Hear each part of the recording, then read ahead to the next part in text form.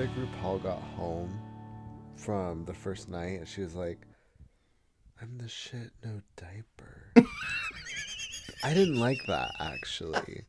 I didn't like that. I don't think she should have won. I don't either. I actually hated that. Like, what are you trying to tell us? You are incontinent? And you just let that poopy run down your leg or what? No. No? I was trying to do something. Are incontinent from finance. No. Incontinent from finance? Incontinent from finance. Incontinental breakfast? Please welcome to the stage. Incontinental breakfast. Wait, that's kind of cooking right there. The breakfast is cooking. I've told you my terrible ones before. Carrie Anal Fisher. Or Anal Fisher Price. And that one would get you sued. Totally. Well, yes. Well, if you spelled it completely wrong, like... Well, FISC... Like a fish. Fish. Well, fishing. Fisher, like... Because isn't Fisher Price, like, fisherman? Like, if you put a C in there? Yeah. Like, the name? Mm-hmm. Yeah. I mean, Trixie's Trixie Mattel, and she didn't get sued. True. If you did it right, you could probably get away with that. So if you get sued, you knew you did it wrong. Totally. You could be... Okay, so... Anal Fisher Price and Incontinental Breakfast. That could be a part of the family. Anal Fisher Price is right. Okay, Realness of Fortune Ball. We're already getting up so off the rails, and I love it. Realness of Anal Fortune. Year of the anus. Anus thing is possible. But the question is, who is Amanda Brugel? We'll never know. The winner of this week's challenge. Amanda Brugel. Not Brittany. Amanda Brugel sounds like a German queen. Doesn't like it? A German camp queen. My name is Amanda Brugel. I'm 32 years old. And I'm representing Cincinnati. I'm an expat here to Germany. I started my drag because I was really inspired by mysterious women. Like Leona Lewis. Please, not Leona Lewis. Something is... Oh, it's your plant. I'm like, what is poking my arm? There's a ghost back here going, hello. It's a plant.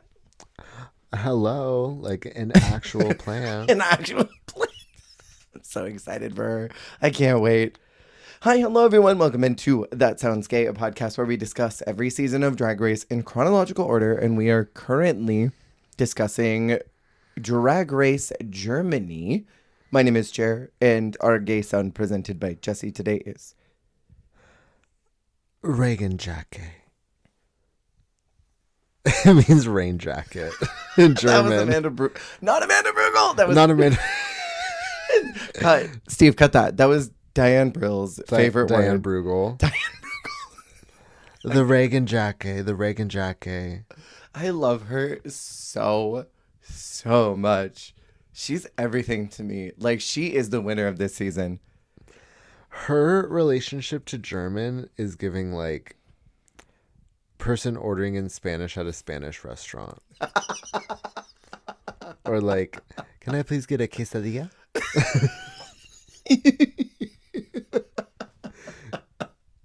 I love it. It's so iconic. And I love that for her. Me too. I love that she mostly is just there to, like, be gorgeous. And what are her qualifications? Drag enjoyer. I read that as, like, dragon, space, joy. Please welcome to the stage, Drag enjoyer. She's just a dragon full of joy. Hey, are you a dragon full of joy like Diane Brill? That Sounds Gay is for the woman who loves to enjoy dragons. I feel like you've done something because I keep wanting to say Diane Brugel now. I'm so sorry. It's gonna be the new mispronounced name, Diane Brugel. The lore continues. So last week, we dove nose first into Drag Race Germany. We talked about the fabulous host, Barbie Breakout, who I'm really loving and warming up to more and more. I love when she just talks like this. It's so good. She's breaking out for you. She is. And her drag enjoyer panelist, Diane Brittle, as well as her boyfriend, Johnny. We talked about the first 2 episodes, a runway challenge, a construction challenge themed around fetish, and the pork chop of the season being Barbie Q. Today we're back with episode 3, Dragort the Rusical. I literally looked at this and I was like, what? Dragort? What it call me? Who's that? Who is that, James? Barbie Breakout starts the entering the workroom with a big stack of papers, which is an odd way to see a host come in. I feel like we don't normally see them holding materials of some kind. And I appreciate that Barbie is breaking so many different molds of like, she doesn't seem like a host. She seems like the friend of the host. Barbie break molds. Barbie break She's molds. not just Barbie breakout. She's Barbie break molds. You're so right. I love, but like, that's such a Brad or a Tracy thing, you know? Yeah. I get what you mean. She doesn't seem like she's the main diva in a good way. In a good way. 'Cause Complimentary. She gets down and dirty. I like that. She doesn't seem she's better than the rest of them. She tells the queens they're going to be singing, dancing, and performing. And it's going to be, she says it's a teams challenge. Did I misread that? Or did you catch that too? Wait. Teams? Yeah, she says it's going to be a teams challenge, but that doesn't play in anywhere in the episode. And like also in a rusical. Right? In a drag CSI rusical. What do you think about the fact that it was a CSI rusical? After last week, I was joking that Nikita Vegas got her name from watching CSI. Strangely prophetic. Right? I hadn't even watched beyond that. What a fascinating rusical at that too. Wasn't it though? Because it's like, it's CSI, it's club. It kind of felt like the Kardashian rusical if it was true crime. Kimberly Kardashian. It was very that, wasn't it? Kimberly Kardashian, queen of the universe. Stop it! Momager. Controversial question. Do you think that Nina Bonina Brown should have been Black China? This is an on-the-spot question with our roving reporter. Oh my god. Oh my god. I would have liked to have seen it. Just to know. They should have had him audition. That would have been fierce. That was the time I would have liked to have seen them audition. Because Yeah. I thought it would have been them out of drag. Could you imagine? Trying to give like Black China puss. That would be so sick, though. I would love to see what that looked like. Speaking of auditioning, the funniest thing happens with Tessa during the role division because she wants the same character as a couple people, and she like goes to belt out this like pretty passable note, and she's like doing her thing, and everyone's sort of like, "Oh, good," and then Kelly Hilton busts out the most beautiful operatic sound of a trained singer for like 12 years. And Tessa like runs across the room, tries to leave the competition, throws her jacket at Kelly, and she's still belting out her opera. And Kelly just grabs the jacket midair and throws it on the ground. That was sick. I feel like Tessa was like, I really can't have anything here, can I? Not one damn thing. And I feel like they hate Tessa. You feel like? Yeah. I feel like I know that. Well, even like she says, I think maybe next episode, she's like, I know they feel like I'm next. Yeah. But like, I feel like they typically in past and future episodes kind of favor the people that she sends home. Totally. Over her. Mm-hmm. And I think that creates a tricky dynamic when I think it's, I mean, I'm not there, but I feel like you're not? Well, no, I'm in this bunker in the ocean. in the Ocean Aqua Black. Um, but I feel like if all of the people you like are getting eliminated by the same person, you're probably going Yeah. to grow to dislike that person. Oh, fully. And also, like, I don't know, is it easier to, like, kind of distance yourself from the one who's already getting the critiques of, like, you're undercooked, you're just, like, kind of being passed by these other women? Do you agree with that? No. I did not either. I feel like they were being a little harsh in that, like, they were always, like, you're good, but you're just, like, not on their, like, caliber, or, like, you're just getting passed up. Like, I don't know, like, I think she, like, missed sometimes, but I don't think she was so, like, oh, she's just so green and, like, Yeah. she just doesn't know what she's doing. Like, I don't know. The only thing I would critique Tessa on is that sometimes her eyes look a little sad when they're in the critique portion. Like, she looks already like she's going to be in the bottom. Like, they start critiques and she already is like, oh no, I'm going home. Why do you look so sad? There's a German boy up there on that stage that's crying. Little German boy in drag, why are you crying? Noxie, go ask. Go ask why that he's crying. Little German boy in drag. Why are you crying? Sorry, I had to do the whole bit. Okay, I also missed something. Or we missed something. Because they are doing the audition. Everything seems fine. They're keying. And then it does this random cut. And Kelly says something to Tessa about the roles, and she's gonna not do well at it. And Tessa's like, "Now don't get a tone with me because we're not gonna do that here." Like, out of nowhere, and they Don't just get start... it twisted. right? But I'm like, wait, what happened? What'd I miss? Did she call you a name and it just got cut out? What happened? Because like then suddenly Tessa's raising her voice at Kelly, and Kelly's like getting defensive and hot with her, and the two of them are just like amp out of 10. Oh, yeah, and she's like, they didn't see the back of your dress or you wouldn't have been in the top. yeah, what was that all about? It was just like a weird, like, they fought, and then they're like, anyway, so I'll take the influencer. Yeah. They're like, okay. She's like, yeah, I can make that work. Pissed off too. But like that came out of nowhere. Yeah, that was a little tense, huh? It was a little bit. And then they quickly cut to some very fast recording, which I'm not gonna lie, I really like the way that they navigate these challenges in Germany so far, that they cut out a lot of this middleman nonsense that I get bored by. Yeah. I'm like, I don't need to see them struggling and like, I can't figure out how I'm gonna do my role. No, for real. I don't need all that. Do you miss any of that? Not really in like the, I don't know. I feel like these are like the essential building blocks for this type of challenge. If it's a musical, then yeah, I feel like seeing the casting is the most interesting. And then, yeah, the recording, if it doesn't give away too much. Yeah. Then definitely the recording, or at least bits and pieces, or the choreography. Just so we can see a little follow-up to the casting and see how that's going and how that's, coming into play. I hear that. And if anything huge happens that develops the characters. Yeah. They cut right to the runway where they're going to do the Rusical.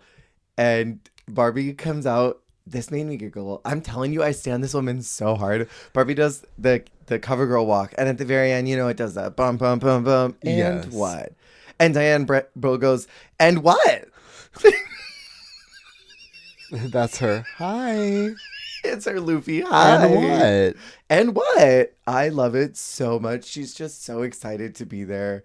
And she looks great. Hold on. I have our screenshot of Diane Brill. Oh, this look. This yes. look is good. This is the one where It's green. Barbie's in like the leopard look. I believe so. Or like cheetah, ocelot. I don't know. I'm not going to lie. I only screenshot Diane You're Brill. only a Diane Brill stan account. I forget that Barbie's here because I'm so into Diane Brill. Like, she's the host to me.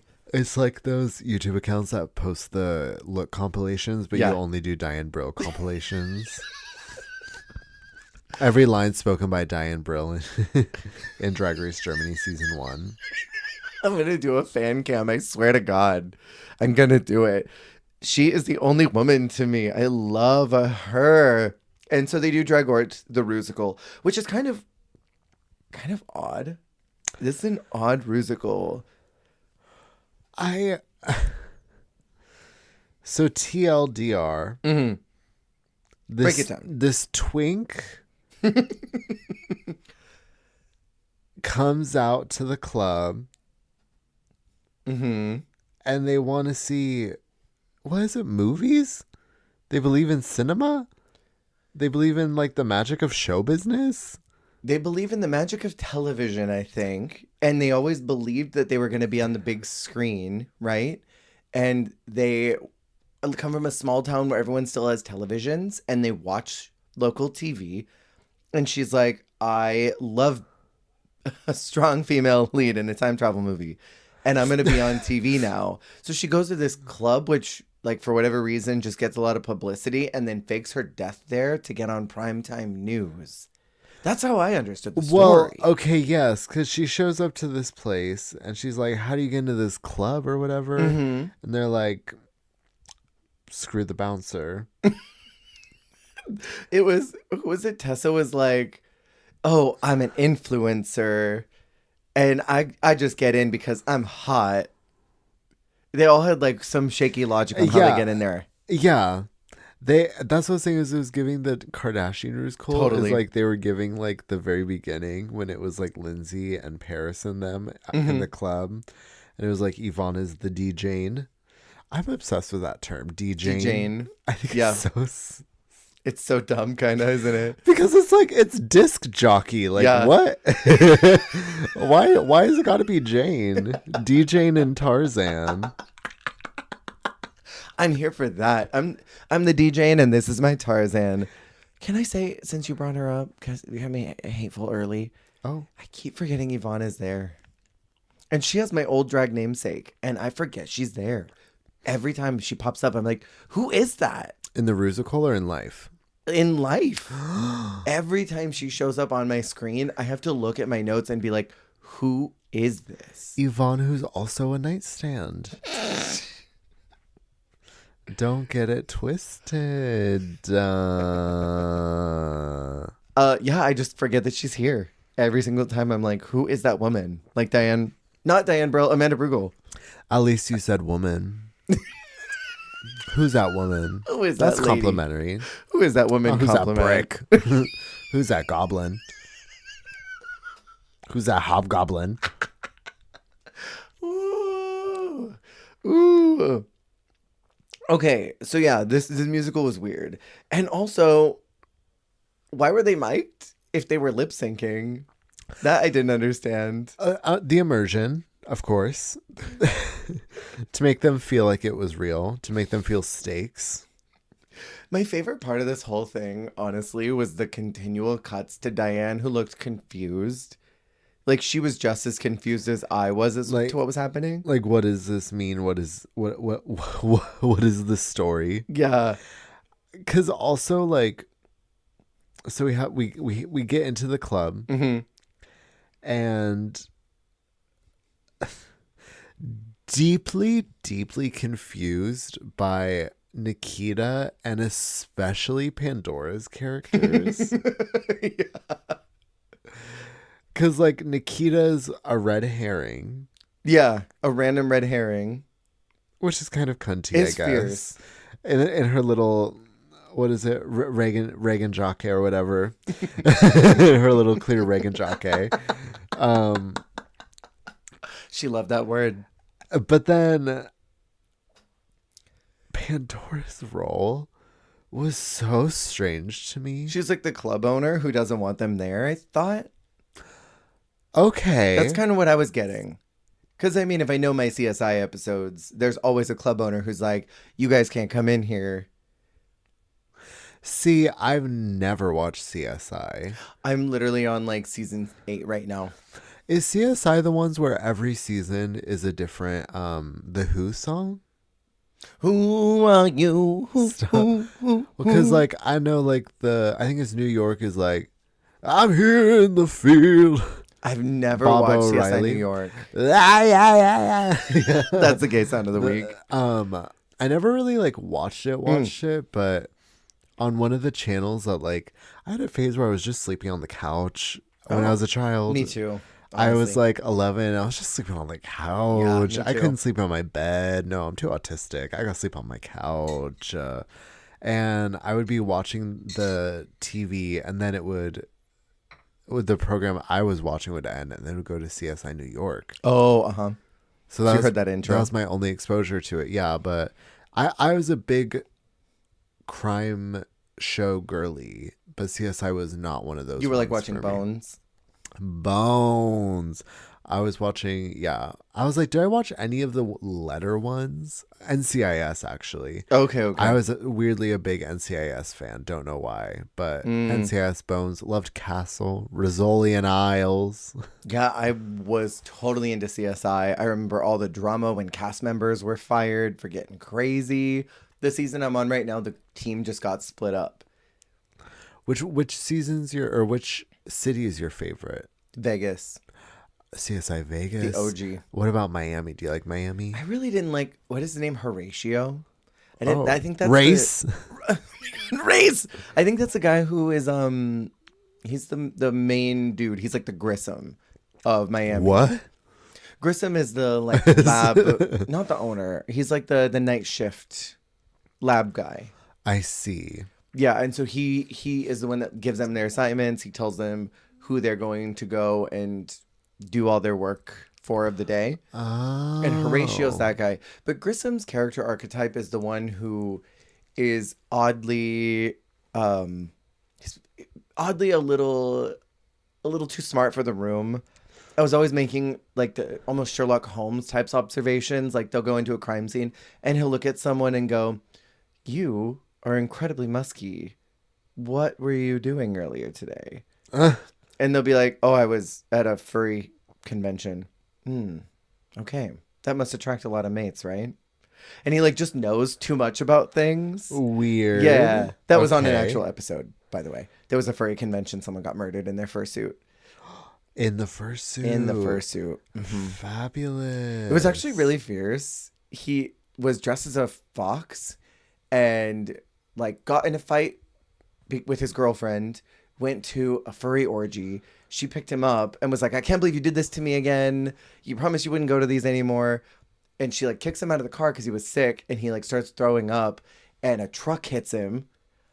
And while he's out there like getting hit by this truck and like groaning in pain, this hunter thinks that there's an actual coyote outside and like shoots him. Yeah. And so it's like this crazy case where they're like thinking that he got murdered at the furry orgy, that his girlfriend killed him.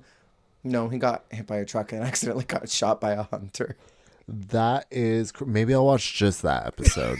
It's a really crazy episode. That's the one. Yeah. Anyways, so this musical is just as weird as that furry episode. And it reminded honestly. you of that. You felt that when you watched it. I did. But also, why was the coroner a necrophiliac? They're like, "Nobody knows that I'm interested in these buddies." I want to diddle these buddies. It was so crazy. But then Lele's character is not actually dead. She just wanted to be on TV. And the team is like, "Oh, you're going to be a star. You can be a drag queen here or something." It was all very weird. Oh, yes, of course. I didn't get it at all. It all makes sense. And they immediately transitioned to the runway, which is called Glitter Party. And they just did glitter in Drag Race Brazil. They just did this. Do you have standouts? Because for me, para mí, there were a lot of, well, that's not glitter. That's also not glitter. That's rhinestones. That's mirror ball. That's more rhinestones. And also, it's getting I'm getting sick of it because, yeah, we saw it. They kicked it off in 12. But it was 12, and I think Philippines did it. 10 also. 10, Mm-hmm. yeah. So it's like there's been, maybe 12 was sequins, but like it's all one and the same. Mm-hmm. And that's the thing is like glitter is actually different. Yeah. But I feel like they just kind of like treat it all as like sparkle. Sparkle, Neely, sparkle. Yeah, and so I get what you mean. Like, for instance, like Pandora's is like mirror ball. Yeah. Nikita's isn't even like sparkly. It's just metallic. And then Metamorkid, where's the glitter? You know who I love? Even though it's not glitter? Who? Tessa Testicle. Oh, you like that body Bodysuit. This is stunning. It's so beautiful. This is crazy, but it looks like it should be like the partner to Shea Coulee's Love the Yeah. Skin You're In look. Like this is like the mask like partner to it. Totally. Makeover. I do A have a family problem. resemblance. I do have a problem with the shoes. Like, I do get why they were mad at the shoe, but like, it's not so egregious. I really think it was very funny though. And then maybe I shouldn't laugh at this because Tessa talks about how she wanted to wear this because gay men have to deal with so many body standards of looking perfect. And she's like a literal Dorito shape now with like huge muscles, a tiny little waist, and a big old fat booty, showing off her booty butt all the time. It was just like, if Drag Tessa her knew, Dorito booty butt. if Tessa could reach into the future and look at herself, I wonder if she'd look at this outfit differently. No, for real. Was she your favorite? I really liked that, but also, I mean, okay, I may be crazy, okay? I'm going to accept that I might be crazy. I really, really like Naomi's. I love this. And I can't tell if it's glitter or not, or if it's just really tight sequin, but the pattern looked like it was glitter. And it's one of those things where I feel like the first time I watched it, I was so like, God, what is she wearing? But maybe now I've just seen so much drag that I've reverted back to like, well, if it works, it works. And this works. Like, I don't know, this little dress with this little bag and these little shoes.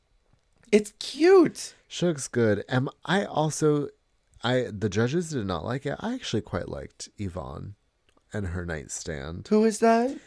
Well, I know you can't see her. The crinkle. But there's a woman named Yvonne who's on yeah. this season. Mm-hmm. This week she wore this black bodysuit. And it had like the female body outlined in glitter. Yeah. Wish you could have seen it. I wish you were I could have there. seen her. I didn't notice her at all. She had the crinkle gold thing. The baked potato. I love when Diane was like, I like baked potatoes. Every time it cuts to her with a random interjection, I'm like, this woman is a lunatic. Imagine trying to be one of those queens earnestly seeking a critique and you just have Diane Brill and you're like, I like potatoes. I would clap. I'd be like, I don't care what you have to say. Yes. I'd be little unlocking fingers. Yeah. Was there anyone that you thought was so egregiously off topic? I want to ask a spicy question this time. A spicy sunshine question. A spicy sunshine question.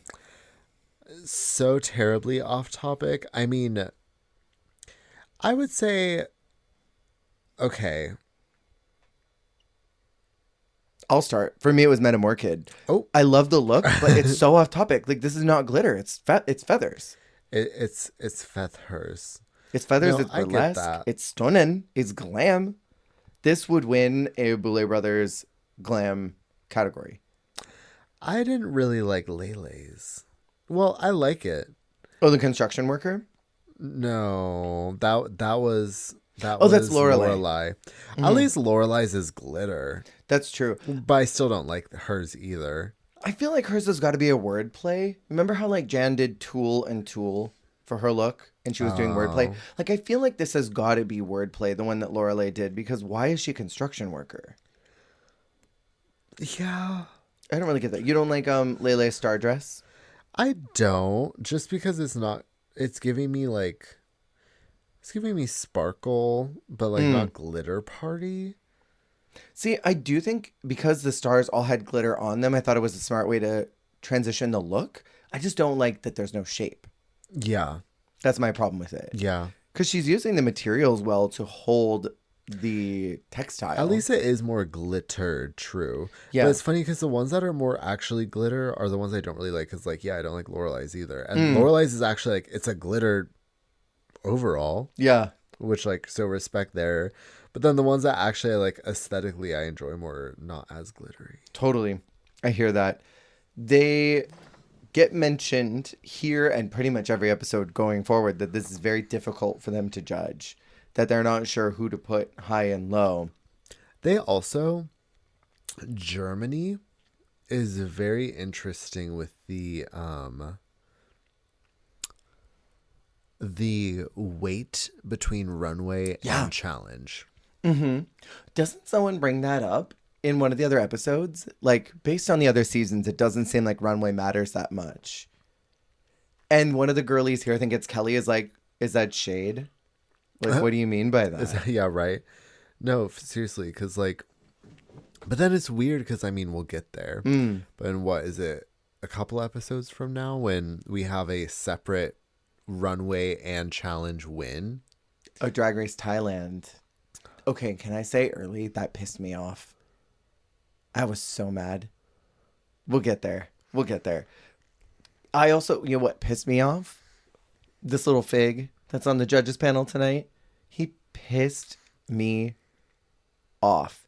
He was running his mouth. He said to Yvonne that everyone else had glitter on their costumes and she needed to explain herself. Like, excuse me? You're a guest in their house. Explain yourself. No. You know what? It's okay. It's okay. I'm just like, you're a guest in their house. What do you mean? Explain yourself. You're not the host. Who do you think you are?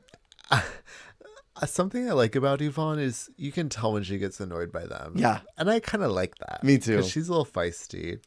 Well, and even when they were like, when she took her over the baked potato, and they took it off, like, so much better. She's like, oh, so much better. It fixes it all. Like, of course, duh.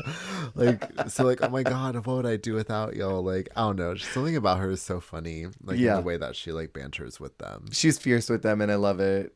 But yeah, I was so bothered by him in particular because it's like, well, you better get your peepers checked because none of these girlies on the stage have glitter, not a one of them. And then he says something. He runs his mouth to one of the other girlies too. And the way that he clicks his mouth at them, he goes in on the shoe choice. The shoe choice. And I just really don't like this archetype of guest judge on Drag Race. The gays who think that they're drag queens. You know, yeah, I don't they like get a little that. too fierce. Yeah. Are you getting fierce with me, Miss Tati? I think about that all the time. Are you getting fierce with me? And people don't ever get it. That's such an old quote. The ancient text. The ancient. They massively split hairs on this one to figure out who's in the bottom and the top. But Metamorkid ultimately is called as the winner. And I got to know if you agree. I actually do. Really? Yeah. Well, okay. For me, it was the runway. I was about to say, no, you're not living for that runway, but she chewed up this challenge. I thought she did so good. Yeah. I don't think there was anyone else who did good enough in both challenge and runway. Because, like, yeah, Kelly also, I thought, did really good in the challenge, but her runway was what? Like a dress? You're not going to like my answer. What are you going to say? Victoria. As that weird little freaking Sandman, the weirdest thing that I've ever seen. No, they loved it. They loved the little Sandman. I They loved loved it. her weird little... Her voice that she did. I love that she was so different in that role. Like, I would have never looked at her and been like, that's Victoria. It was so transformative. And the fabric, when it got really close on it, it's that, you've seen that really ugly curtain fabric, I'm certain, at the fabric stores that have the glitter glued onto it in like brocade patterns. Yes. It's like that. It's very that. It's literally that, but mirrorballed over it. There is no neck though. I will literally give you that. There is literally no neck. The lack of neck is sinister, and also her body looks ill-proportioned based on the scrunchiness of the bodysuit. Like, her knee is wrinkly. Not the wrinkly knee. I didn't even notice that. Not that. I'm eagle-eyeing stuff. knee. But she does have Diane Brill hair, and she specifically said she wore it for Diane. And I'm like, yes, acknowledging the host. Thank you. But no, I would have given it to her. Not acknowledging the host.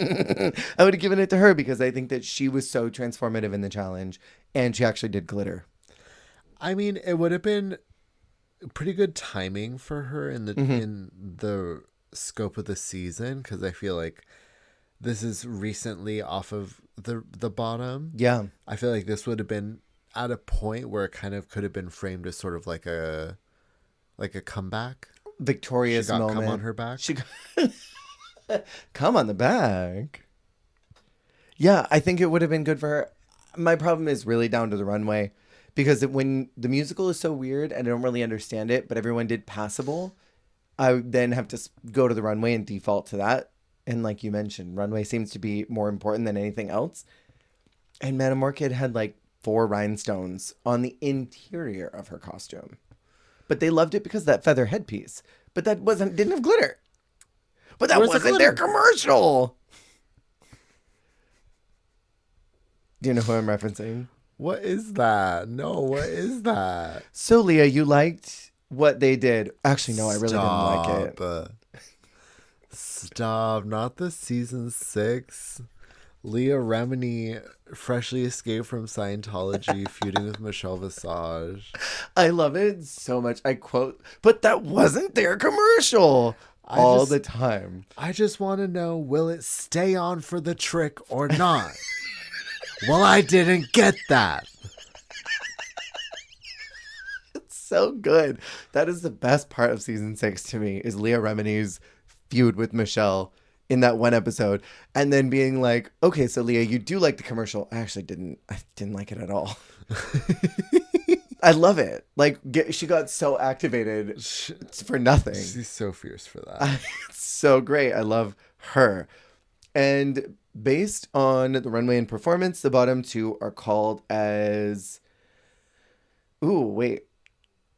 It's Tessa and Naomi, but I think it should have been Lorelei, and I think it should have been Nikita. You would have sent Lorelei to the river? I would have sent her to the river. Yeah. But also I think it should have been Nikita because I didn't really like her character that much in the Rusical. And also I didn't really like her runway either. You didn't like Miss Red Herring? No. Did you? You're a Nikita apologist. In the Reagan I'm jacket. Sorry. Do you love it? Because Diane Brill loved her costume. I also don't even think I'm saying the word right. I think she said it different, but that was just, I looked it up and I read it. I love Reagan Jacquet, though. I love Janie Jacquet's sister. Reagan Jacquet. Yeah. Janie Jacquet and Reagan Jacquet. Ooh. The lip sync song is Holding Out for a Hero. Who do you think did it better? Them or Aja and... Was this Nina? No, that was Banana Lady. Banana Lady Kimura, or the redo that they did most recently in Down Under, where they did that male version. It was Rita Book, and I don't remember who else was in there with her. Not Rita Book. Not Rita Book, Rita Menu. Not fucking Rita Book. Not Rita Book, Rita Menu. And Ivana Drink. Ivana, that's who it was. Ivana Dance. Rita Book and Ivana Dance. And they did I Need a Hero by Adam Lambert. They did. Yeah. Who do you think did it better? I would say for me, Aja always. Aja always is the best.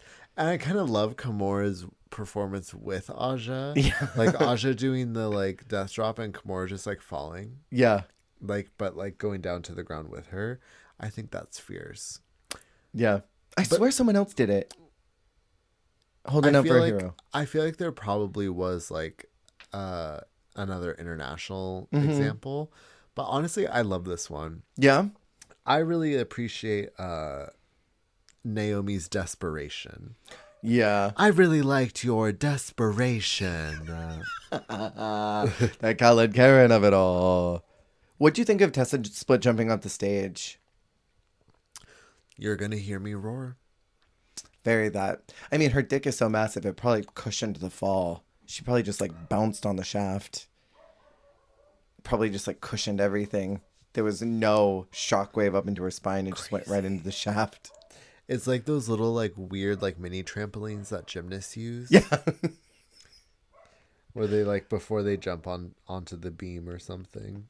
Did you see that pole vaulter from France a couple years ago? The Schmeat? The Schmeat guy who lost the pole Schmeat guy. vaulting because his peenie hit the pole and he fell. His peenie pole. Booty butt and peenie pole. And Tessa is called to safe and Naomi is out. I will say, as a fan of both of them, this felt bad, but I love Naomi so much. I didn't like that they were so harsh on her because I feel like she had a lot to give and they just weren't seeing it. And I mean, this is really the only contestant this season where I feel like they just didn't see her. With Tessa, I feel like they didn't like her, But I don't understand why they kept her around if they didn't want her there. Right? They just want to play in her face. Again and again So and nasty. again. So rude. Get a job, get away from her. And we move to episode 4. Funny Shops is what it's called. Oh, I just love hitting the funny shops. The queens do a wig snatch for Naomi, who happens to be I think the only queen to ever snatch her wig on the runway in front of a judge. That was fierce. Her being like, well, it's over. Crazy. From a fashion queen too. Like, wow. Yeah. That's fashion. That is fashion. And the reading challenge happens. It's so early for reading, but here we are. And also, is it Meta who's like, I thought we would have time to prepare for this. Yeah. So basically they just like raw dog them into that. Hey, no, like, oh, there's going to be a reading challenge soon. Or like, hey, y'all, get your reads ready. Does he do that, yeah?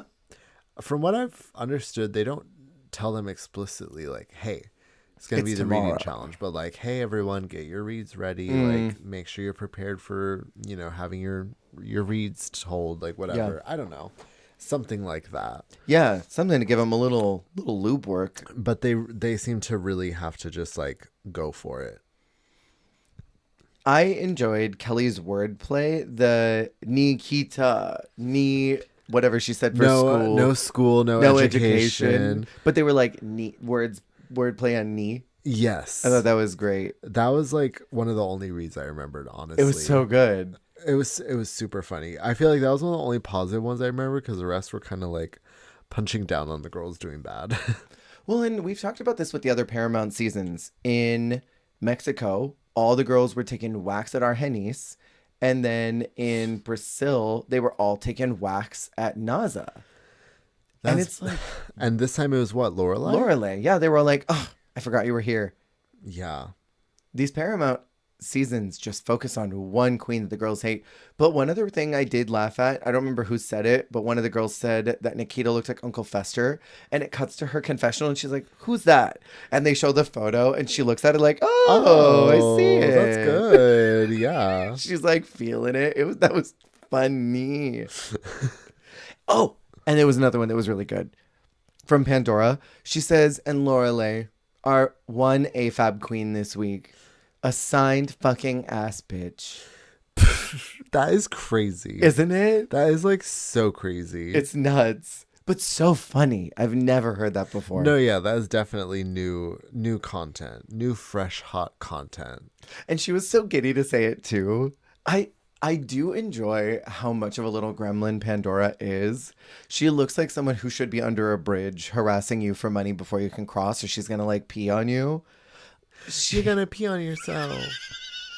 Because she's like, she was standing there and she had her read ready and she almost laughed at herself. And she was just saying it like dancing while she's saying it. She was so excited about how scathing it was. And that's what is kind of funny about it even more so. I lived. Kelly is called as the winner of this mini. Yes. And Barbie says that a good drag queen should be able to sell the unsellable, which I think is very true. And yeah. I think when you are wearing a blue glitter lip and a maroon liner, you're really proving that point. That you're supposed to sell the unsellable. Oh my God. But I mean, that really is an atrocious color and she looks great. The coloring with this, like, how do I describe it? The Pride episode on season 9. The float your boats too. Yes, it's very that, something about that. She says there'll be dragvertising, a word that Nikita also doesn't know, and she says another English word. I can't do this. She said, please, I'm sick of this shit. I'm on Drag Race Germany and we're in Colombia right now. Please stop saying English words. I can't do it anymore. I'm so tired. And Kelly gets to choose her 2 teammates. So she picks Nikita and Yvonne and then pairs up Tessa, Lele, and Pandora together, to which it then cuts to Lele saying, I would have stuck to my morals.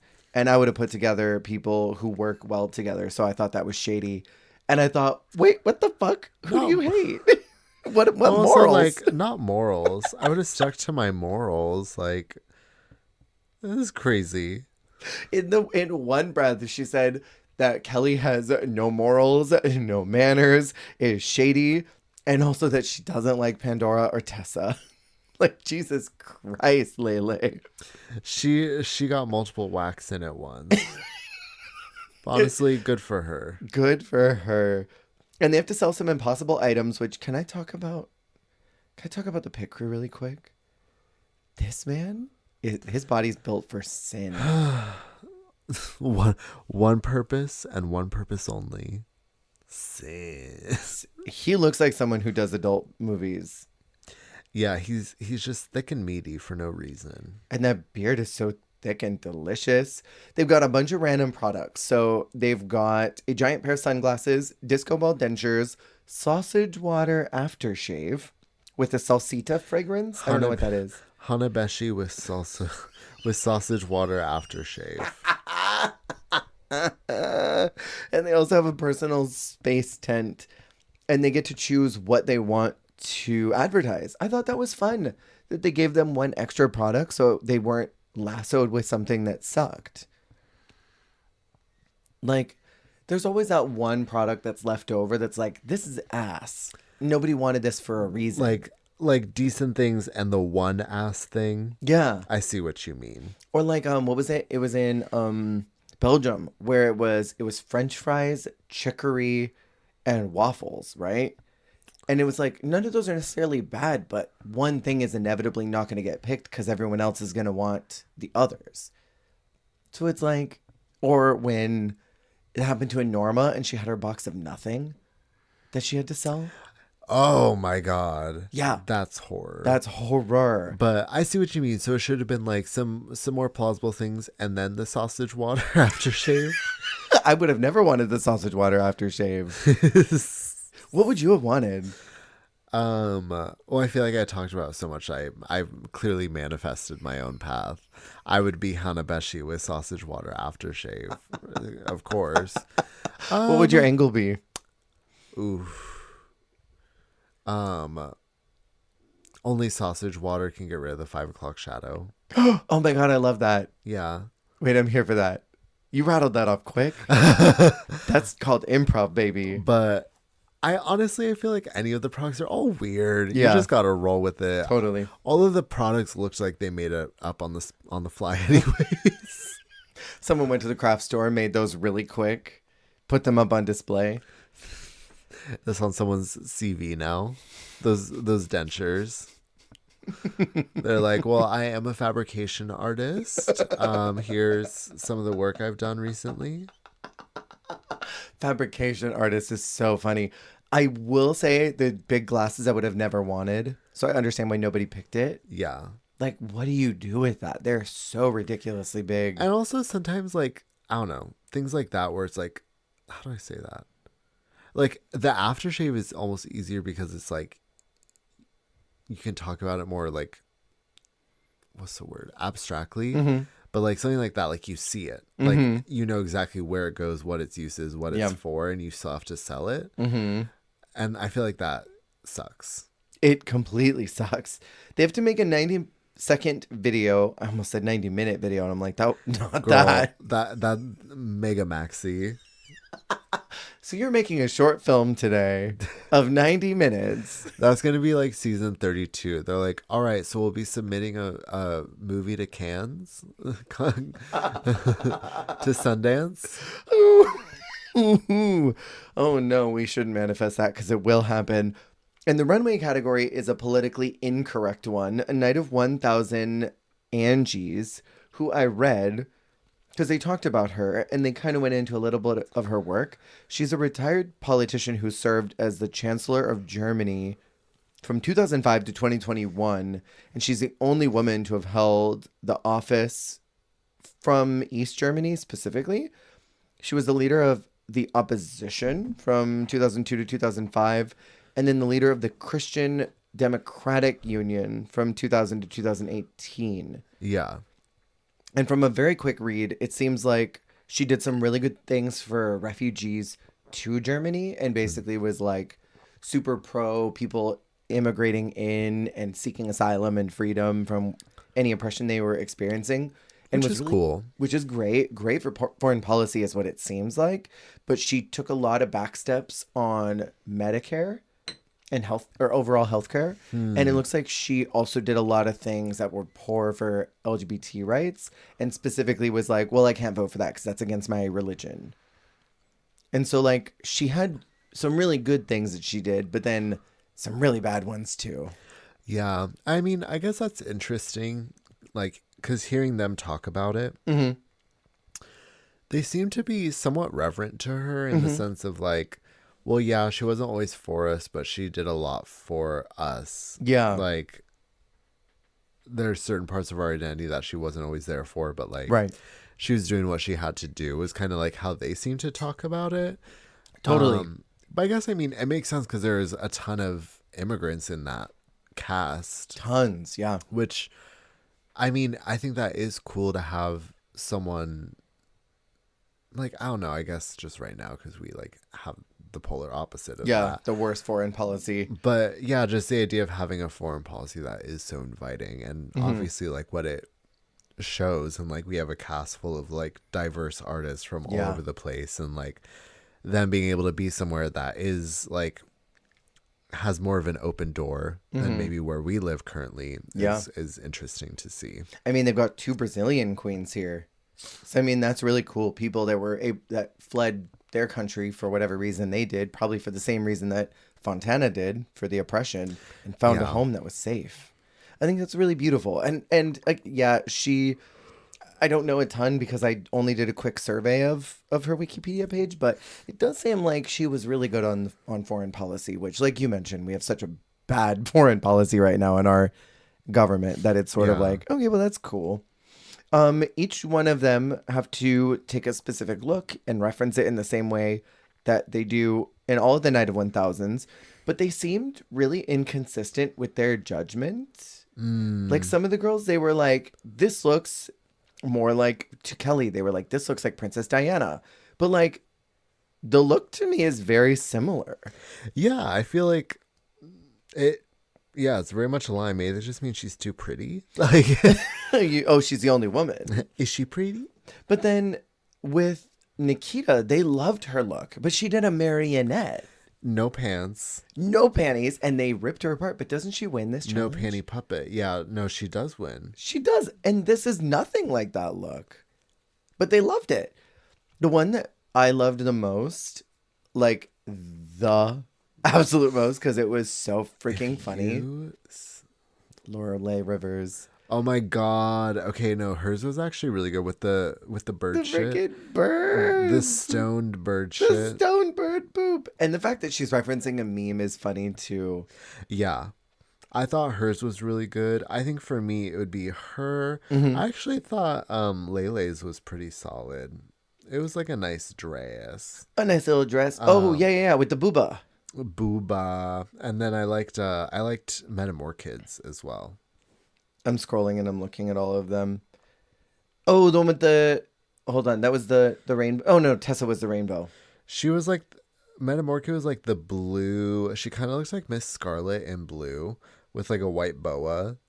Oh, I see her. Yes. Mm-hmm. How'd you feel about the several blue like tunics with the black leggings look? There were a lot of dark leggings out here, weren't there? There was 3 different people who wore like a blue jacket and black pants. Victoria, Tessa, and Pandora, the runway winner. Yvonne being like, she won in that. Good for her. I don't like Pandora's. Yeah. I don't like the makeup. Something's masculine about it to me. I don't really care for hers. And then Victoria, I actually really do like this look. I like the way that she made it so close to the original look, but then made it draggy as well with the bigger peplums. I like that rhinestone mask. And she was like huffing the glue the whole time. And she was like, I nearly went blind stoning this. Tessa's, I mean, I don't know this woman. I don't know her story. I don't have any reference for her, but what I can say about Tessa's look is that it looks very similar to the original one. It's the right shade of blue. It's missing the interior coat. And I think she was trying to do some political commentary about the fact that she didn't support queer rights. And that's why she had the rainbow. She didn't really explain it too much. And so I appreciate the political commentary of that because the winner of their challenge was also doing political commentary with the marionette, with Nikita's look of being like Okay. politicians or puppets. Like, she didn't directly say that, but that's what I gathered from it. No, that makes sense. I kind of thought that was maybe what she was trying to say too. Mm-hmm. I'm not Sorta. your puppet. Na, na, na, na, na, na. Anyways.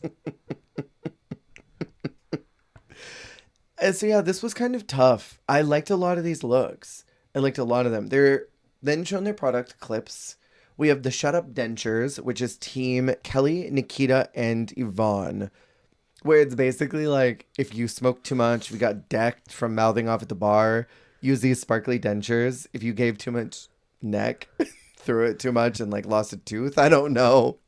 Yeah, all of your life's problems where you're fucked, you get these dentures and it's gonna fix it all. Yeah.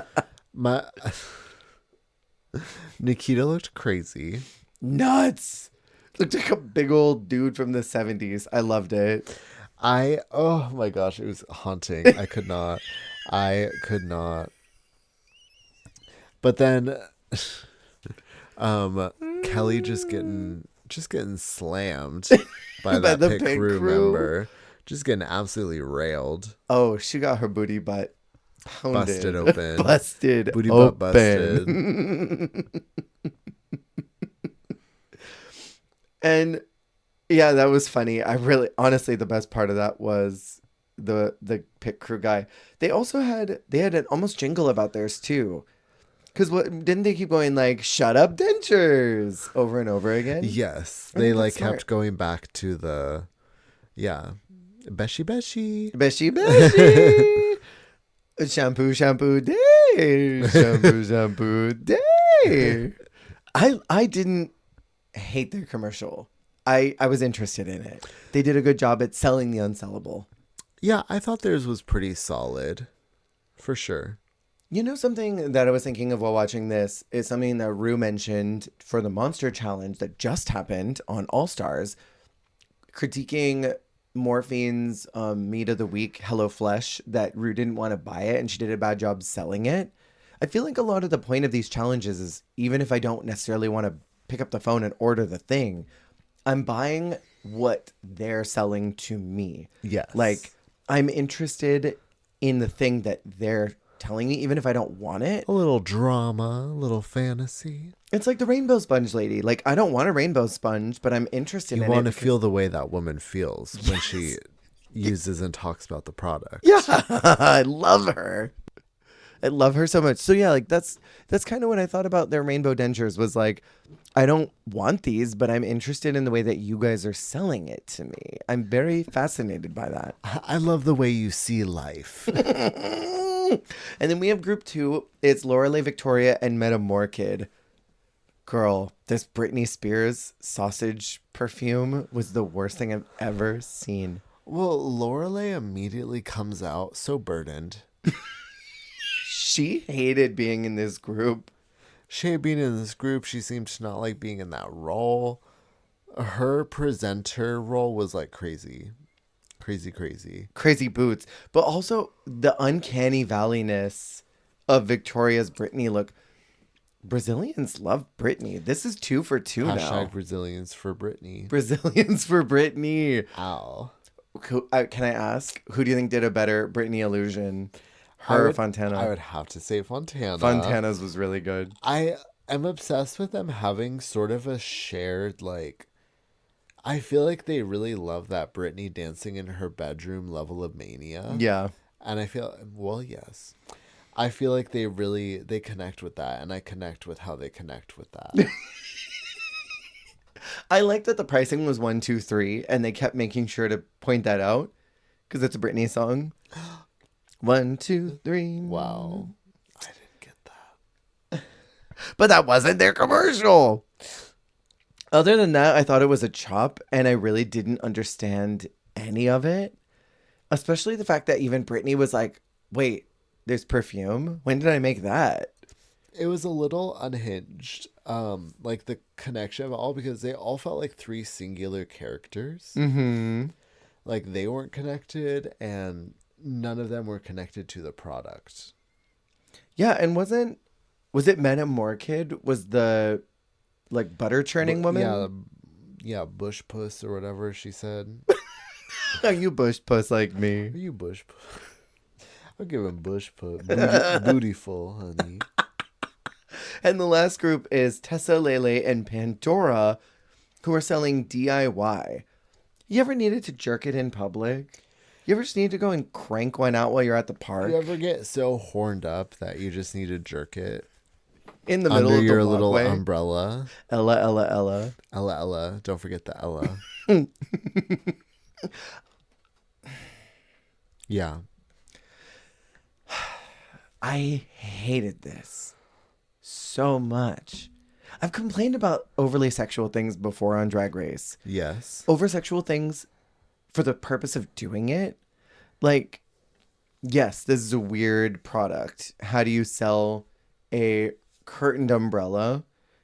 Never in my wildest dream, well, maybe in my wildest, but never in my wildest dreams would I be like, oh, you know what would be good? A privacy screen that you can just go and crank your hog in the middle of a park. But then also, here's the gag. It's not a privacy screen. It's just clear plastic. And everyone can see you blowing paint globules out of your crotch. Yeah, creating flubber. Flubber. It was such a blue commercial. I hated every second of it. Every second of it. And I just feel like the way that Tessa was specifically talked to about her presence in the commercial, the way that they really just seemed to dog on her, it was like, okay, you guys are done with her. Just Right. send her home. No, for real. You're just done. Like, And it doesn't end here. Well, spoilers, but it doesn't end here either, because it's like next week too, same thing. I feel like basically what's his name? Giovanni?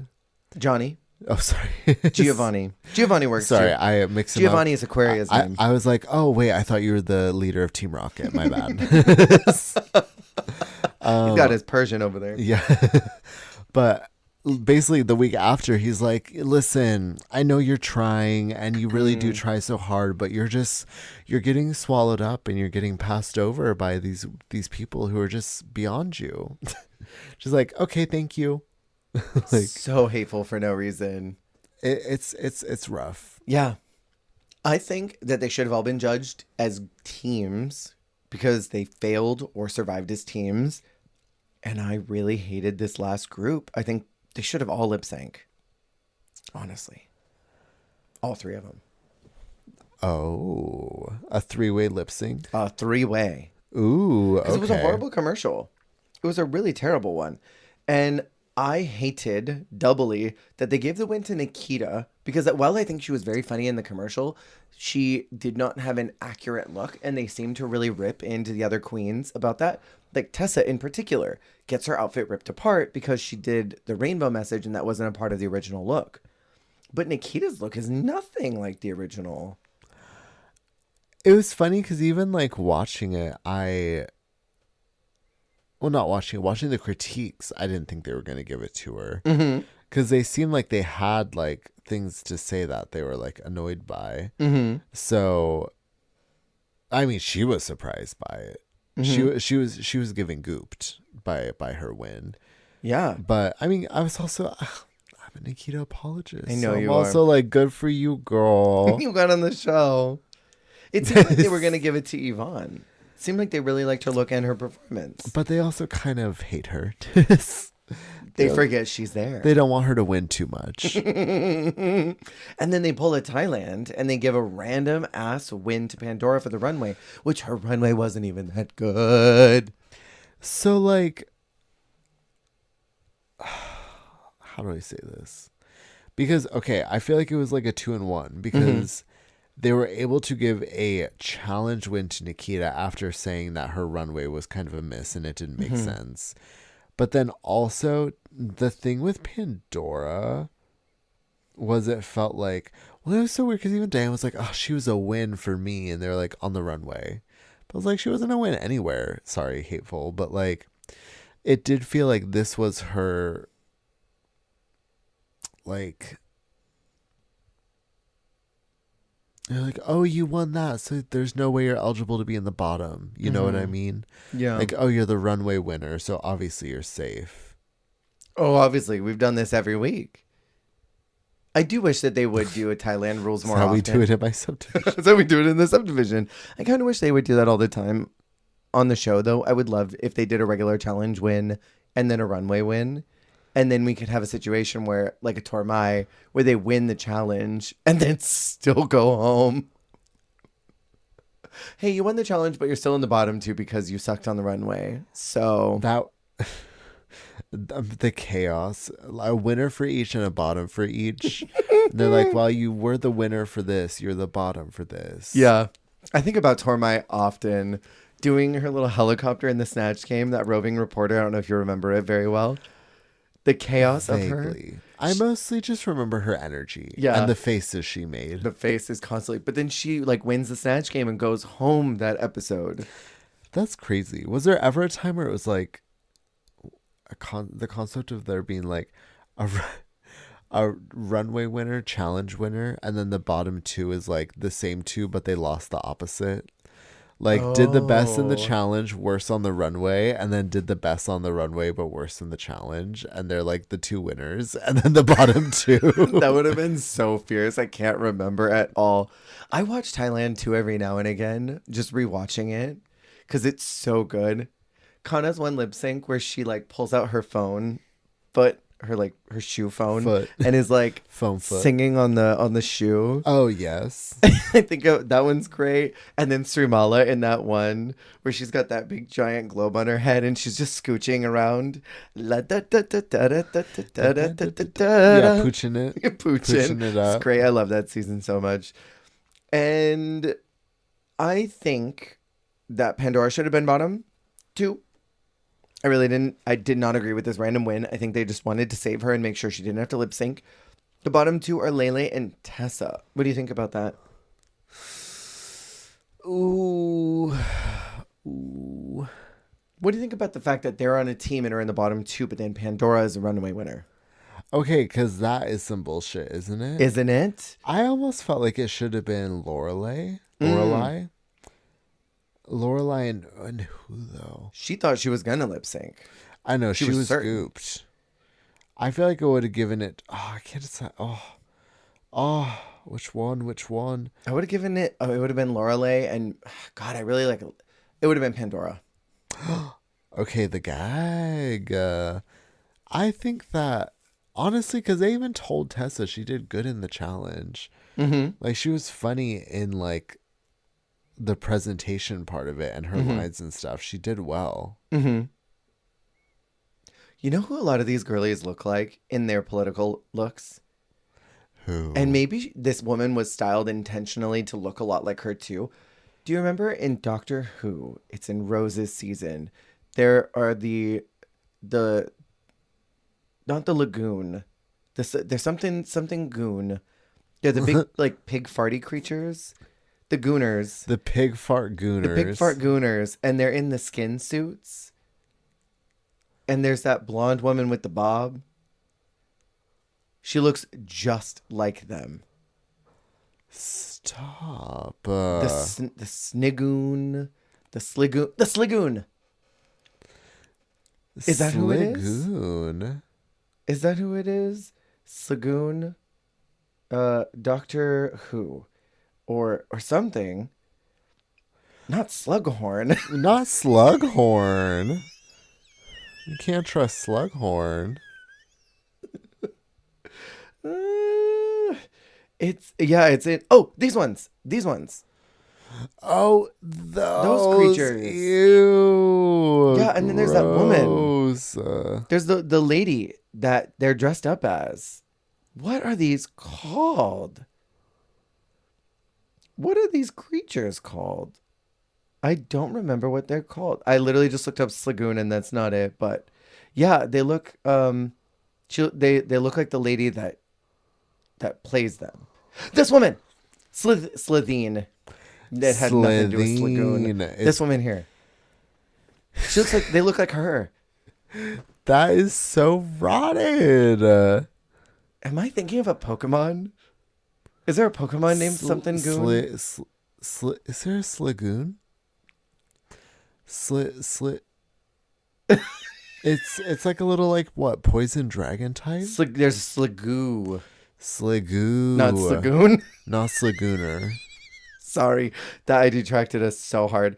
Anyways, they lip synced to About Damn Time, which we were talking about this last week, that they recycle so many songs. Is the last one for this what was All Stars 8? We were just talking about Damn Time, and I couldn't remember who did it. Because I know Georges and It was. Lala did this. Georges and Lala. There it is. Mm-hmm. But I couldn't remember. I think they're the only ones. Yeah? Who? Oh, wait, no. Was it? There was another Lizzo, and that was Juju and Monet. Yes. And they just did a Lizzo recently on 18 with... Who the heck was that? It was episode 2 or 3. And you know that Kenya was in the back, like, freaking out, like, this is my song. What was that? I don't remember what the name of that song was, but I know what you're talking about. Yeah. I do. Tessa does this little wig reveal into some longer hair. She was super, super sexy with the number, but I felt like she was really slow-mo. And I wrote down, this is called Drag Race, not Drag Walk. Not Drag Walk. I was entertained by Lele bouncing her titties literally everywhere, and she was giving it to me because I didn't think that Lele would be able to throw down to a Lizzo song. No, she actually did quite good. Yeah. And she seemed ready to party. She definitely was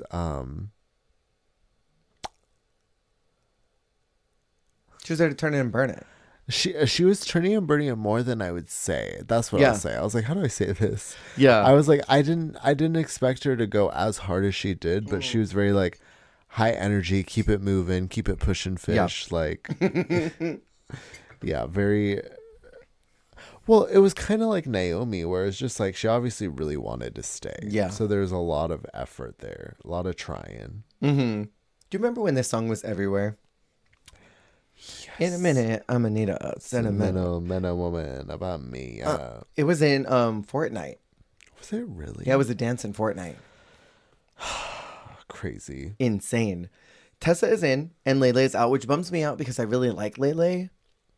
Yeah, she had such a bright future ahead of her. You know, like a Lele in a cocoon. You know how a Lele is in a cocoon? And it's coming down the runway. Whoosh, whoosh, whoosh. I love her, and I'm very sad, especially because they don't seem to like Tessa. Yeah, so this only is more fuel to the fire. They're like, it should have been her. Do you feel like they were emotionally manipulating her, or do you think they like really believed that she could pull it out and she just wasn't? I feel like they're lying to themselves by telling Tessa that because it's just easier. Yeah, it's just easier to pretend and say that's the case and lie to themselves and then deal with any actual conflict or difficulty. In the last episode, what we're talking about today is episode 5. It is called Barbie Selesh, where I wrote down my first thought was it's bullshit that Pandora won last week. Ooh. That's bullshit. I mean, a couple people in the room feel that way. Mm-hmm. For the mini, they are separated into teams, and there's this little fight to get Victoria. And they do a game called Chop Chop, which is essentially like Mad Libs and Telephone. Have you ever played anything like this before? It's like, it feels close or similar to something I played, but I never played this exact game. It's a little like, it's like Taboo. It's also, what's that game called? Do you ever watch the game show like $50,000 or $75,000 Pyramid? No.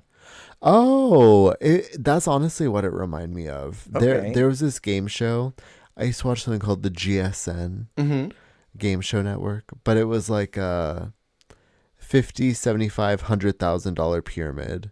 Oh. And it was kind of like, yeah, like password, taboo, all in one. That's kind of really vibe. cool.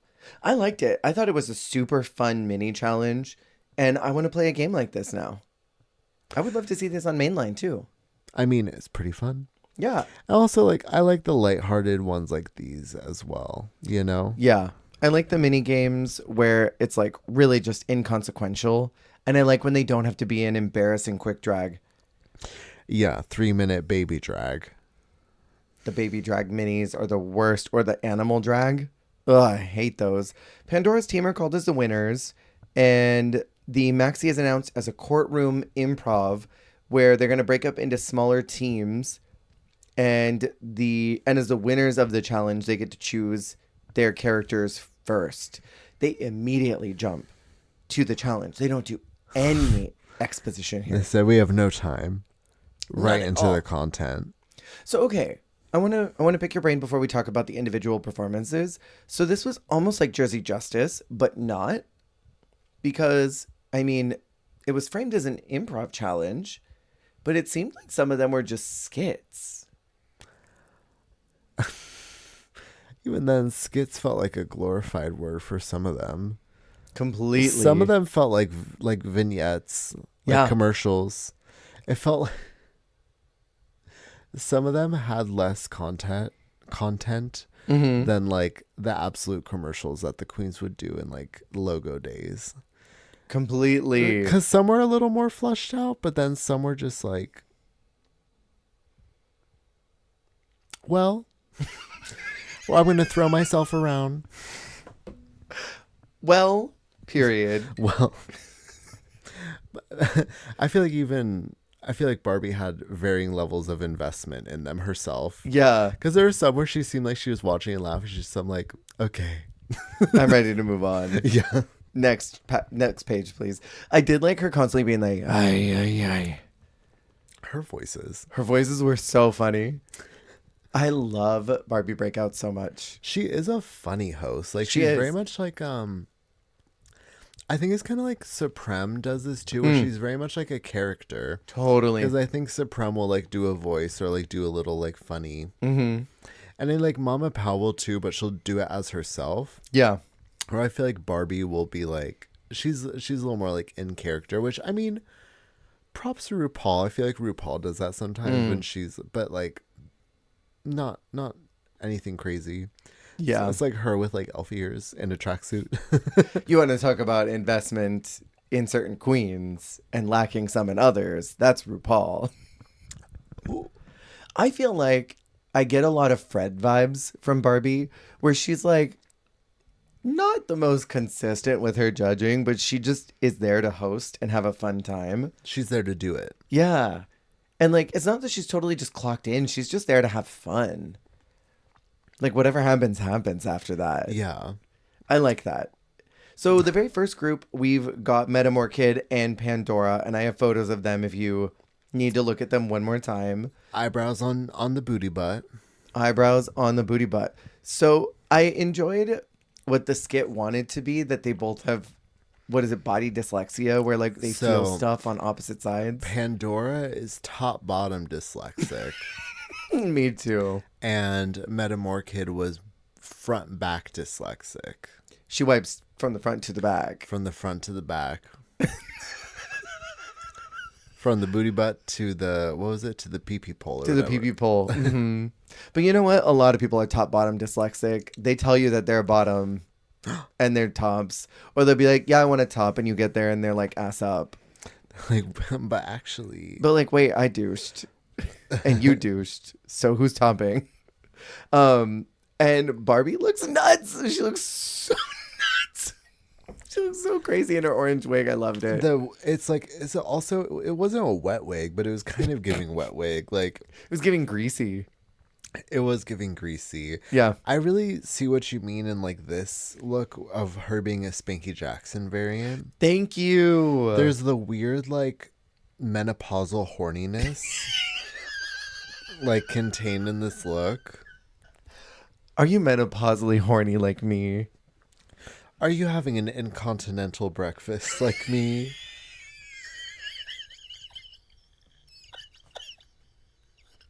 And that is what you call a throwback. So in their skit, Pandora got eyebrows tattooed on, but they actually got put on her booty butt. But she couldn't tell because she felt the pain in her face. I felt like it was just a character study. And so I was left very confused as to what the brief was, where they told it was improv or a skit that they wrote. That's what they all felt like, honestly, was like the warm-up, like, improv game you do before the actual theater. Mm-hmm. And they're like, okay, you're a dog and you are a fire hydrant. Go. It felt like the cold open of like an RDR live. Oh. You know what I mean? All of these did. And then Kelly and Victoria are a drag mother who didn't teach her drag daughter how to tuck. Which, okay, I will say, I thought the two of them were hilarious. I thought they were so funny. I feel like they were good in different ways. Victoria definitely was giving a character I did not think she was going to give. Yeah. Like, this was very different from anything she's done. The mug was crazy. She looks like an older queen from the 90s. Like, I've seen this drag queen still fighting this makeup in 2026 who's like 63 years old and just doesn't know how to blend. So crazy. I love it. And I feel like Kelly was very much like trying to make the most of it. Mm-hmm. She certainly was. But you could tell they had good rapport with each other. And also they got Barbie involved, which is more than what the Yes. previous group did. Barbie barely interacted with them. Yeah, I think they were smart to make it a more all-inclusive. An all-inclusive and continental breakfast. An all-inclusive breakfast. Woo! I do think with the two of them, you could probably name them Canned and Bits. Because they were so canned. And they had so many bits. For me, I felt like they were very canned bits. I could see that. I mean, I wouldn't be surprised if they did just have a lot of stuff prepared ahead of time. Like they were getting among, they're like, okay, well, what if we say this and we say that, just so they have like Yeah. a framework, which I mean, obviously that is fine, but if it didn't feel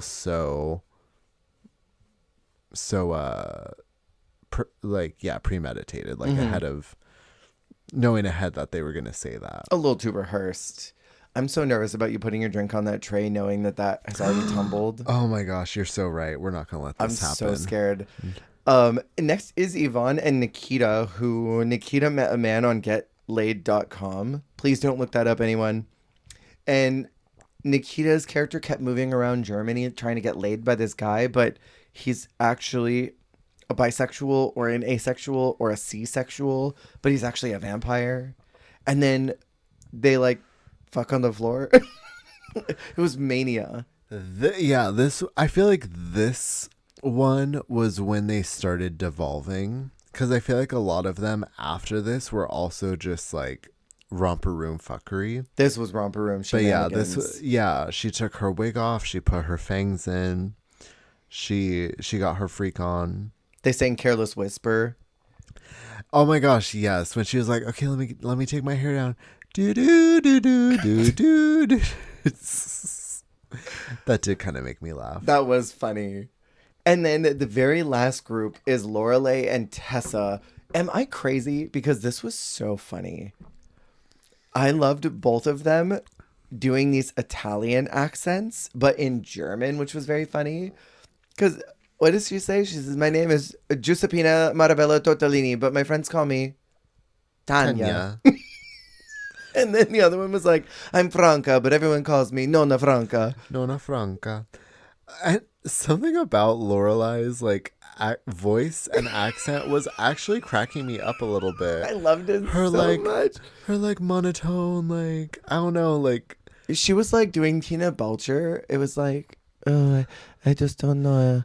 I don't like. She was like this, but she was kind of exhausted, but she was also kind of like grossed out and like.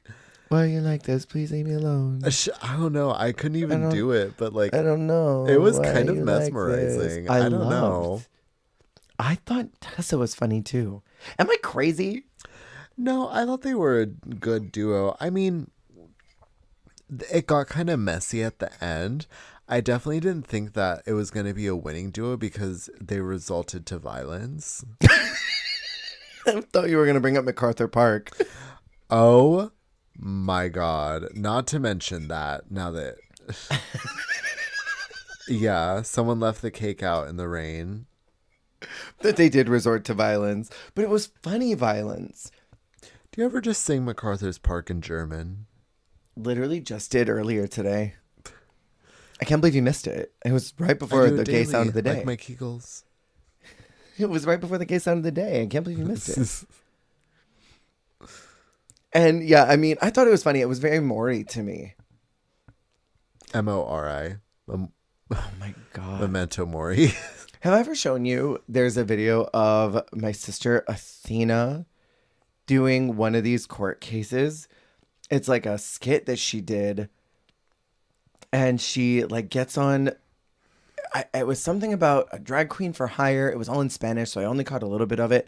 And she like goes up to the judge to show her what she was doing to the client, and she like straddles the judge and like is like, and then I was doing this, taka taka taka taka taka, and is like shaking her boobies in the judge's face. It's so No. funny. I've never seen that. I'll see if I can find it because it was like a TV thing that she did. I want to say it was fake. It was very funny. I don't know if I could ever find it because she went under a different name. She didn't go under her drag name. It was like a totally fake scenario. Because sometimes I've heard in those court shows, they'll take a real scenario, something that actually happened, and they'll hire actors to portray it. To like explain So it's like it. the dramatic reenacting. It's like Paranormal Witness. Uh-huh. But they are like fully acting as if they were the clients in that case. Some of those court shows do that. I don't know if this one was. It was all in Spanish, so I could barely understand it. I would kind of live. The next day, Lorelai is feeling really stressed. She reveals in confessional, or a bunch of the girls start revealing in confessionals that they are mad at her and they hate her. Because she's like walking around, I guess backstage, like, oh, I sucked. I think I'm going to be on the bottom. I think I'm awful. I think I'm the worst in the competition. I think everyone wants me to die. And like, as someone who is very much that way, I get her. Because like, things could be going great. And I'm legitimately like moping around like, everyone hates me. But it's getting the girls pissed off. Yeah. Metamorpho's getting pissed off. It comes across to me like they think she's making it up. Yeah. Like she knows that she's slaying, and so she's walking around like, I think I'm going home today, to get them to like pat her on the back and be like, no, you're perfect. Look how good you did in the challenge. I think they think that's what she's doing, but I think that she legitimately thinks that she's awful. As someone who struggles with anxiety, I feel like she thinks it's real. No, I get that. I'm like, can't a girl just be insecure? Yeah. Can't a girl just go through it and doubt herself? She doesn't carry herself like someone who's got a lot of confidence. I mean, that's just the tea. I mean, she's also younger. She's Totally. 24. Like, I don't know. I don't expect her to be like, bitch, I slayed that. Yeah. On the runway, our host, Diane Brill, looks stunning in emerald green beaded That dress. Big hair. Big, giant updo and the shoulder pads. I love a shoulder pad. Oh, she looks so good. She I'm really does look obsessed. good. She looks like the host. And the fruit is back. They got this fig. I'm so mad. German Daniel Francesi. What is his name? Konstantinos, the stylist. Like, this is the La Roche of Germany. I'm guessing. But it's also giving the original, what was his name? Well, the guy who said this is trash. Oh. Is it like Laho or something? Raho Raho. Laurel. Laurel Canyon. Laurel Canyon. Can I say this is trash? That's who this is. Konstantinos is her. It's her. So joyously hating Can drag. I say this is trash? That's what Konstantinos is giving.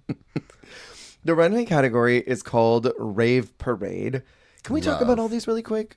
Love, yeah. I really enjoy these. So Lorelai Rivers is a cow. I love this. It is so raver girl, like early 90s into the 2000s. Super raver girl. She's doing that scene kid dance move. The like, I don't even know how Oh, to yeah, yeah. describe it. The like corkscrewing like your arms like crazy. Like I don't know how to describe that move, but It's so good. she was hilarious. She looked great. She looks better just doing like girly shit. You Yeah, know? totally. Like that's why I didn't really like the construction worker look. Mm, Like I feel like she just like, I don't know. I think she just does more like the high femme stuff better. totally. You think maybe she was expanding into a zone that she should not have expanded her construction into? A construction zone. Construction zone. Your jail. Yes. Yvonne Nightstand, I think the necklace up looks really good because I really love that like you're looking at the wiki too. I love that candy necklace. Yes. Very much is giving me like junior rave. Yes. Like rave in high school, but then I hate the mall look.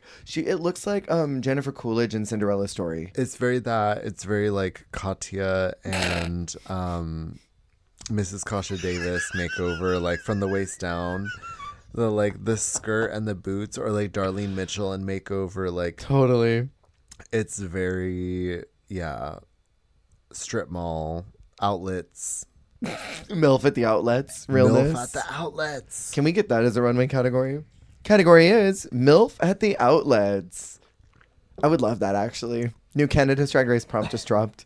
Nikita Vegas is wearing the trans flag to rep for trans people out there, which I love, but what does any of this have to do with rave? She looks like a Spice Girl.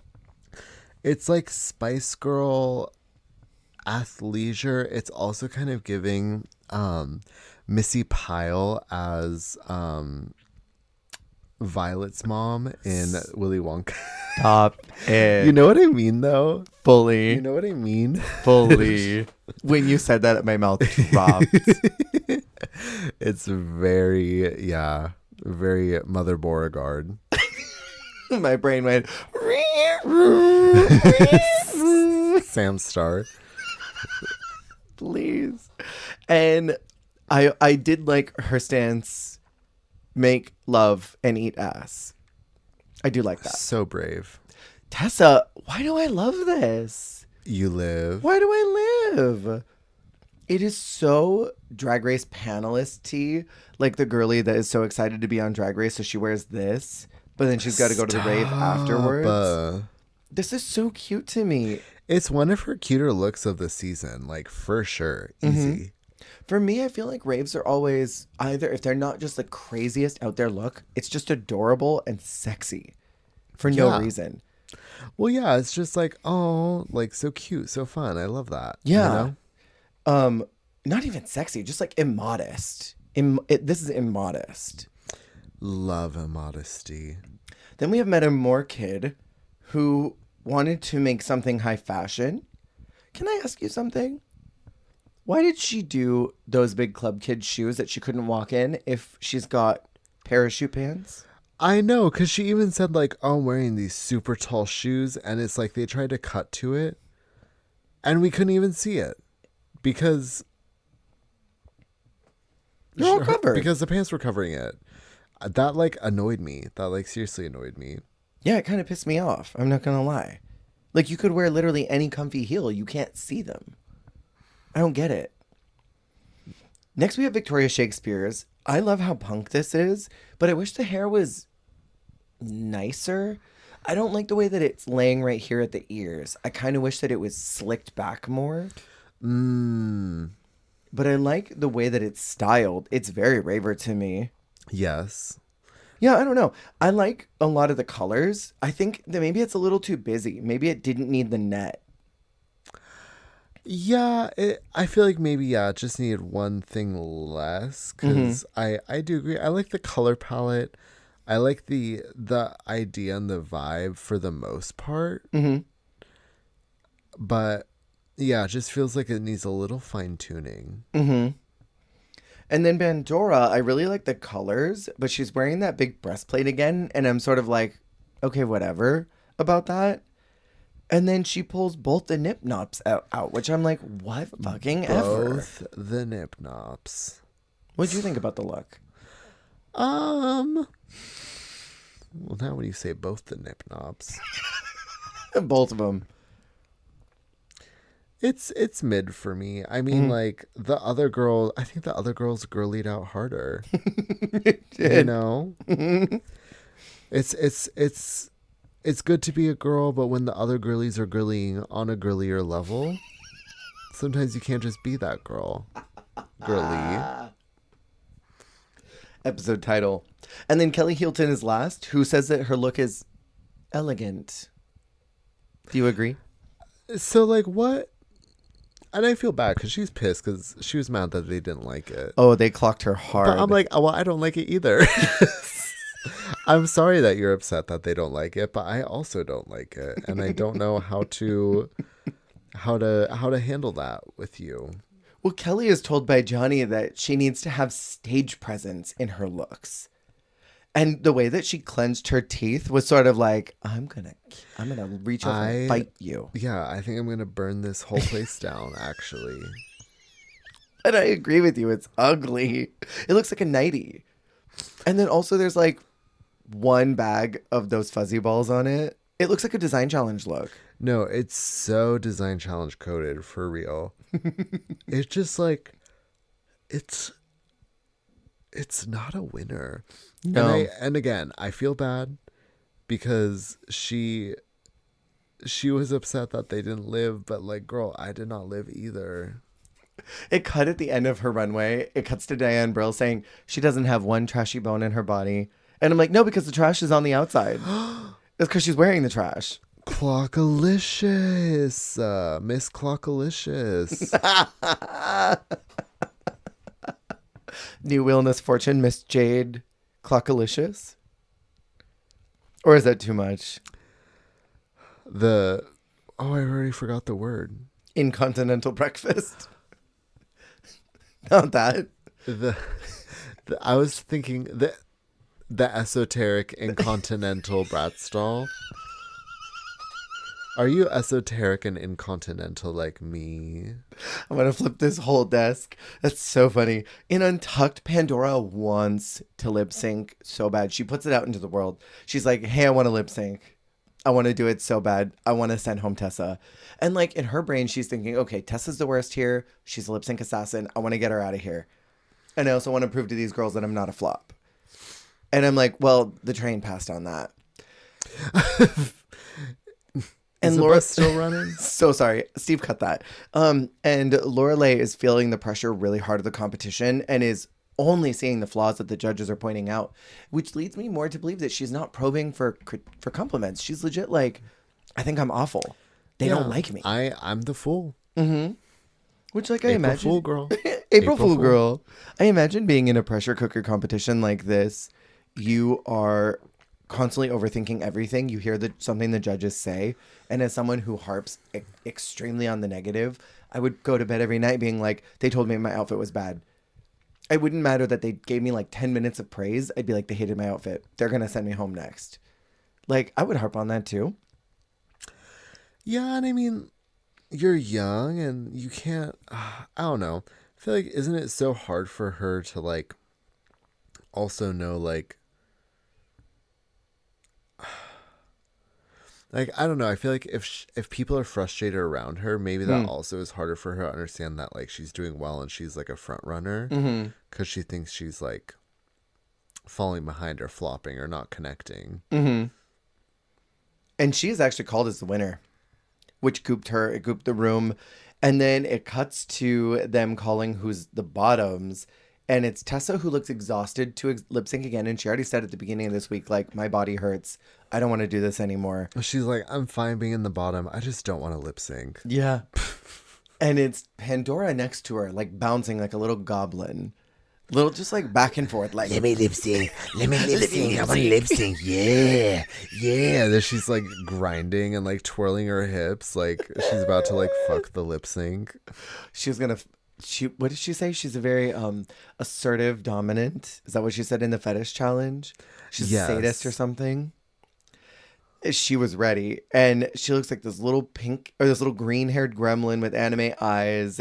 And the song is called Atemlos, which is a German song, finally, but the only other German song I think in the set list.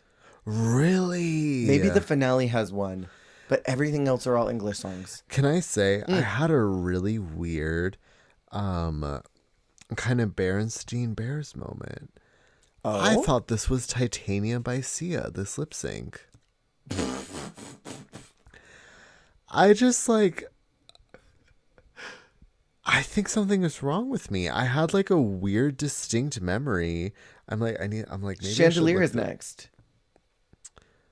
Chandelier by Sia? Yeah. Like the one and only of the also same song But Titanium. why did I think that she sent her home to Titanium? I fully Oh. remember this lip sync. I remember her like gooning and like Yeah. being so excited to perform. I really thought that the song was going to be Titanium, and then the song started and I was like, you shoot me down but I won't fall. I was truly gooped in that regard, In this moment you were. because that made no sense to me. I had a weird alternate universe moment. That's so funny. No, Titanium was Kiona and Sarah Forever in the finale of France 2. True. Also, what is that line that she says at the beginning where she's like, whatever that line is, the beginning that Sia says, it like is just mumbling. It's like fart on your body. I came a lot. Like, what is this lyric? Well, what is Sia ever saying, really? That's so true. A lot of what she's saying in her in her lip syncs, I almost said, in her songs are In a her little lip unintelligible. You know what Pandora's energy was giving me in this lip sync? In complimentary, said complimentary. It was giving me first number at brunch when you know you've got a drunk bachelorette party and they're about to tip like you have never gotten tipped You're in your about to life. clean up. Yeah, she had that energy of like she walked out onto that stage at Hamburger Mary's, lights hit, and she just gave everything with the biggest smile. She had this freedom and joy, like, I'm about to sweep and you guys are going to give me all your money. And the way that she started clapping and making the judges clap too. The way she's like, come on, clap. I did not stand up here and demand to lip sync for you guys to just sit there. And she's like doing all this craziness. Diane Brill stands up and is like freaking out like she's never seen drag before. Diane Brill is a Pandora super fan, methinks. Yeah. It had the same energy as like a Dirty, the Kylie and Manila lip sync. Like it Yeah. had that same energy where it was like Pandora was sweeping and Tessa was just like doing whatever she was doing. And you know what? She tried her best, I will say. Yes. She didn't fully give it up. She was still giving some energy and giving some effort. She Yeah. did some splits. She ran down the runway. You know, she physically exerted. Yeah. A lot of physical exertion. But in this moment, I'm like, oh, Pandora's a lip sync assassin. This is someone to watch out for if you get in the bottom. Like, you're cooked. Yeah. Just walk out. Pull a Jenny Lemon. Give it up. Yeah. Wave, laugh, go. Let her perform. But yeah, I think it's so hard on Drag Race when the girlies go to lip sync because so many of them just look defeated. But Pandora's energy was very much like, I'm not going anywhere.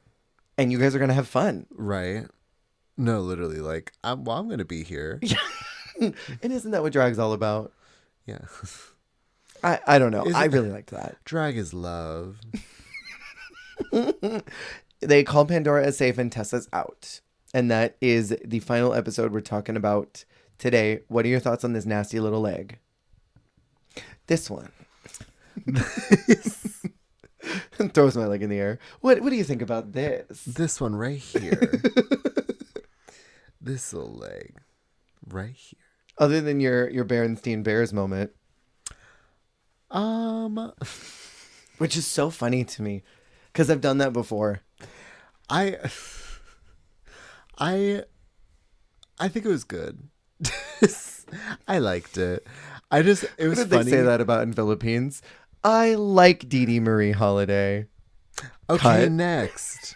No, literally, I was just like, I won't say I was. No, Say it. no, because it was just hard. Because I was like, what is she about to do? Like she's about to like snap herself in half and like light each Pandora? oth- Yeah, Like she's about to like tear herself in half and like light each half on fire. Yeah. And like one half burns blue and one half burns like orange. Yeah. And then like She puts herself back together. yeah, like a phoenix. Yeah, totally. Yeah, she emerges from the ashes in a new outfit. Like a butterfly in a cocoon. Yeah. And she did really good. Yeah. But she was just such an eager beaver that I was like, girl, what are you about to do? Yeah. She was so excited for it. And it kind of lived. But I did love that. I love that confidence. And Yeah. like, oh, you're in the bottom? No, this is great for me. I get to perform now. Yeah. Bottom 2. Well, she said, I don't remember exactly how she said, but she said like, when I'm in the bottom, I come out on top. Yeah. All right, show how I come out on top. Yeah. I was like, well, good for you, girl. Keep that on the show. Sorry, that's the second time I've done that. But yeah, what did you think about these episodes again, watching them over again? I think that I like some of the coming episodes more. I know this much. Yeah. But I like what we saw so far. I think this is kind of like, there's always a transitional chunk of the season. A warm up. Exactly. And I feel like that is this one. Because the last couple episodes were really like just the setting it up and getting it popping. Yeah. But then this one, we're sort of developing the meat, figuring out who the front runners are, what direction it's going in. But then we also get like a couple shockers and a couple upsets. But I think next week we really get into like the swing of things. Like not next week, like that singular episode, but like the chunk of episodes next week. I think that is like the beef of Germany. Totally. The German beef. The German beef of it all. That hot pit crew. Yeah. The German beef of it all. That's the German beef of it all. I think what's interesting about this season as a pilot is that if I did not know that Naomi and Tessa went to All Stars and did not win, from the episode we started on today, episode 3, I would not have known who was going to get cut and who was going to go to the end. Especially like if I didn't already preemptively know like the winner of week 1 is going to win the whole thing. Like if I didn't know any of these things, I would have never known who was going to be the winner and who would go. Because they're all so strong. Like we haven't had a season like this since season 5. And that's abnormal for a premiere season. It is definitely one of those things where you can't tell which way it's going to go. Yeah. Like Nikita could be a finalist. Like Lorelai could be a finalist. Yeah. Like there's so many people where they could go home next week or they could make it all the way and win every challenge. And like, who knows? You know? The storylines are really well dispersed. Where like I think about other premiere seasons like Canada, where it's very clear who the front runners are. Or the premiere of UK, where it's very clear like, oh, Davina and Viv, they're the end gamers. Even Sweden, you can tell that Admira's got something different about her. Everyone else are sort of background players. Yeah. And then it's like the ones that we just covered, like Philippines, you can tell that like Silhouette, Marina, Precious Paula, Nicole, like they've got something different about them. There seems to be other queens who are, filler. Yeah. This one doesn't really, I mean, besides, I wouldn't even say that Barbie Q was filler queen. She came across like someone who was going to be like a mid out. Yeah. To me. No, totally. Yeah. It's so fascinating to see such a strong group. Even Brazil that we just covered, like filler queen down. It's because they have such strong foreign policy. You know what it is? Germany's is different. And with that, we will talk more about Drag Race at Germany next week. Remember, you're doing a great job. You're doing the best you can. And that is all you can do. Good night. Bye.